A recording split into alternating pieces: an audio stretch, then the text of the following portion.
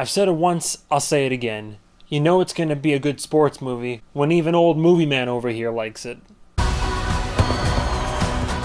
What the? I can't work with these guys. For them, it's like some sort of game. It is a game, Thomas. That's it, Jaya. Leadership. Now we're making some progress.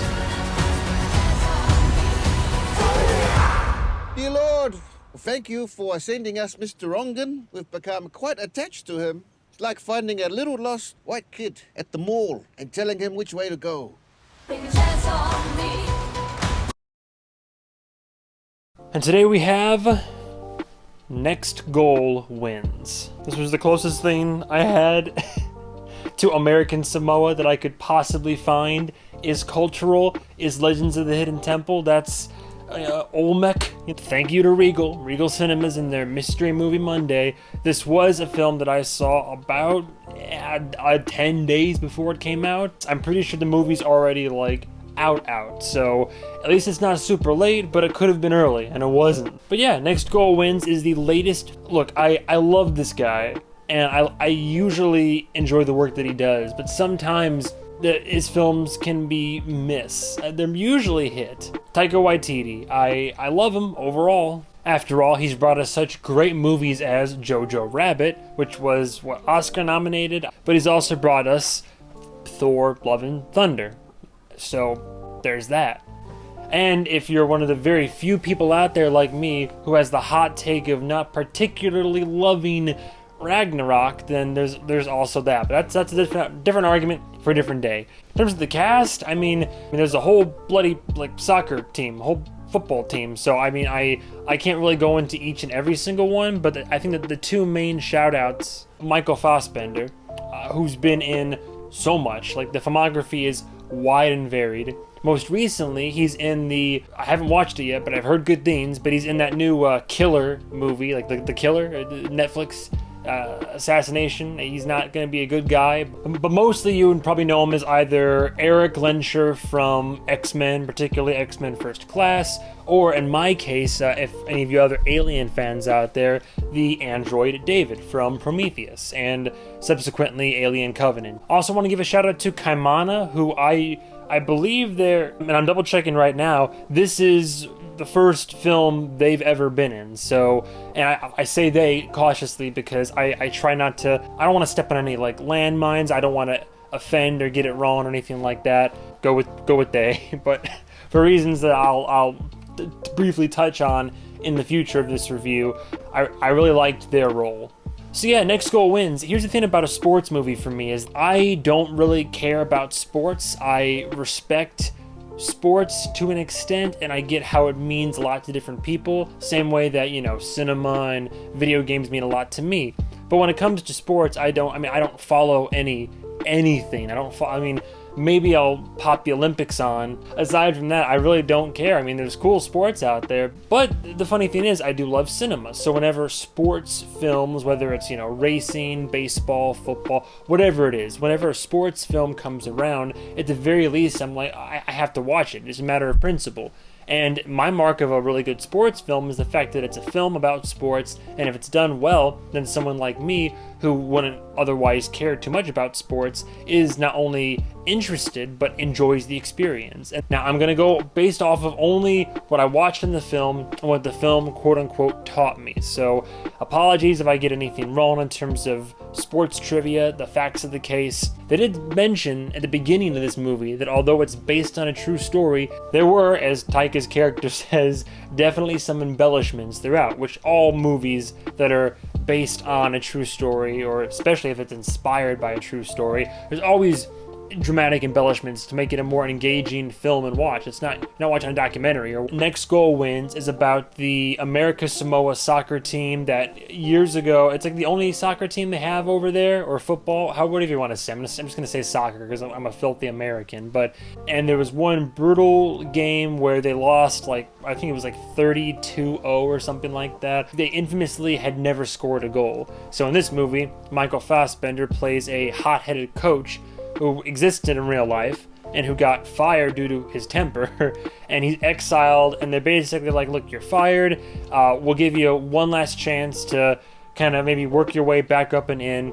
And we've seen this formula before. Just go coach this team and just get them to score one goal. That's it. Just one goal. They don't even have to win the game, but just we need to see you still got it. Maybe prove to yourself you still got it. It could be a growing, healing journey. Yada yada. Off he goes. And then the hilarity and hijinks and tender moments ensue. Overall, I actually really enjoyed it. I wasn't, the best sports film I've seen. Fun and lighthearted is what I put down. It's a fun, lighthearted film. I think it's PG-13. Yeah, PG-13, so sports, comedy, you're not going to get too crazy here. It's funny, lighthearted, it has that Taika flair.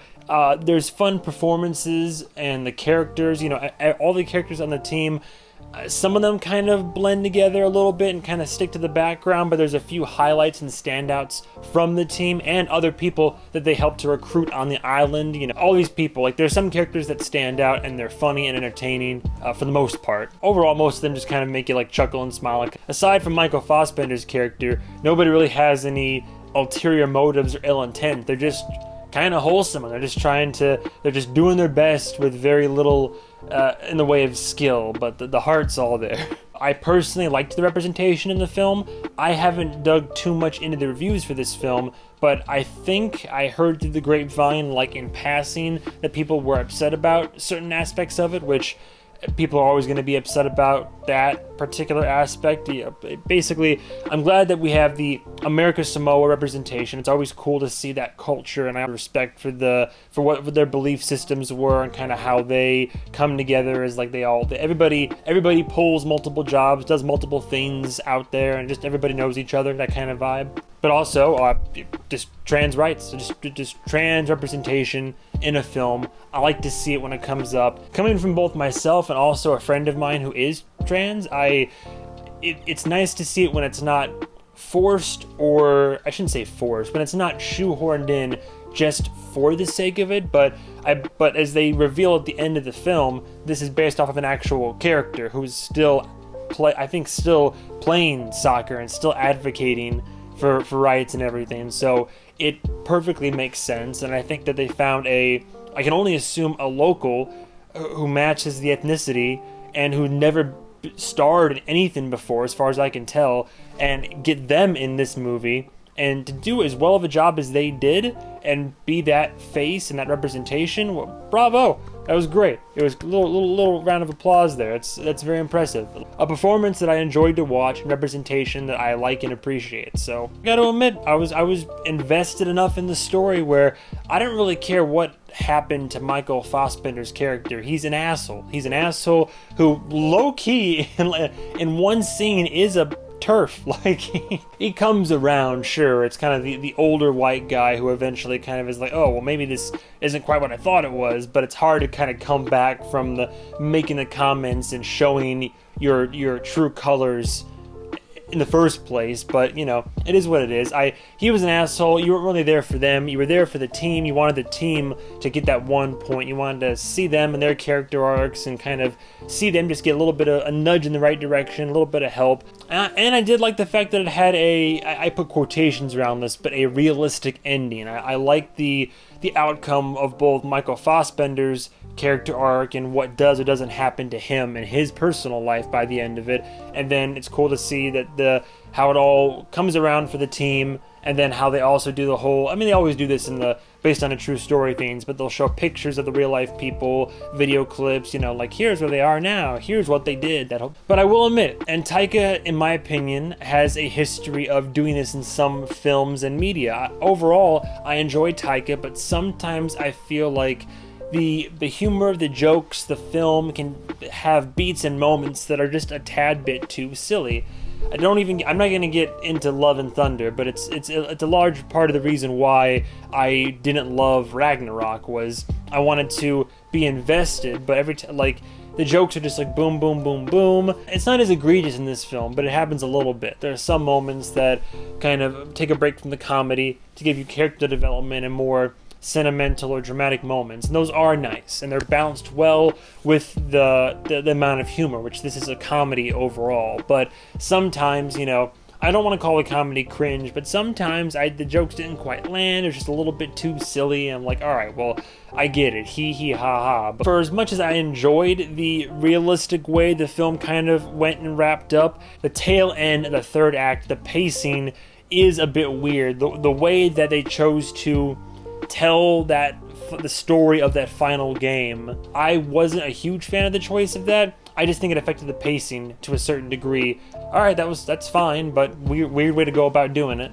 And of course, I could mention this, which I think would get me yelled at by the same guy that yelled at me during my Barbie review, but there's that white savior trope in film and Hollywood and a lot of media and all that, where this group of foreigners just can't get the sport down, but we bring in the smart white man to come here and show us what it's all about and how we do it and how we're actually going to win, and he brings us up from the ashes. But I suppose an argument could still be made for the white savior trope, because it's still kind of prevalent. Again, this isn't always the most rock solid argument to make, but the movie is formulaic. I mean, literally this exact same movie came out earlier this year with Champions, which also was really good. I enjoyed Champions. It was almost similar goals in the film's narrative and structure, but again, just goes to show we've seen this film before. Overall, I don't think Next Goal Wins really reinvents the genre or really brings us anything that's over the top, compelling or really interesting or really hilarious. For a sports movie, coming from this guy here, I think it's really good. It's really enjoyable. It's worth a watch. You don't have to see it in theaters, but it's a fun one. I'm sure it'd be a fun one to stream at home. But I would give Next Goal Wins a solid 4 out of 5. I think it's a 4 out of 5. Overall, it does more well than it does poorly. There's good representation. It suffers from issues that other films of the same caliber suffer from, but it's not enough that I could really hold it against it. I don't think it falters in its goals. So 4 out of 5, worth checking out. Thank you so much for watching. Stay tuned for the next episode of whatever movie I review. Goodbye, travelers.